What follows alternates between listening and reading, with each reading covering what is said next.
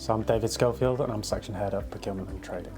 They really get the sort of experience that we've got as individuals. We've got quite an experienced team that have come from a variety of different backgrounds, and working with us they can really sort of tap into that knowledge base. Quite often the main challenge that we face in procurement is looking at the cost of people's energy, particularly over the past couple of years when it's been such a volatile market. Markets have seen some of their historic highs and people want to navigate their way out of those costs, try and mitigate market risk where they can, and that's what we really try and specialise in. Okay, so we do everything ranging from fixed products, like you do domestically at home, whereby you'll fix a contract for a period of time with a supplier, all the way through to sort of flexible contracts and more innovative products like corporate PPAs, etc.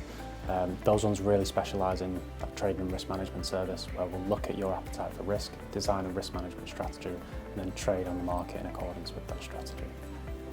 So when we onboard you here at Optimise, we'll really take a deep dive into your appetite for risk, look at what your main focuses are, whether that's budget certainty or targeting the lowest price.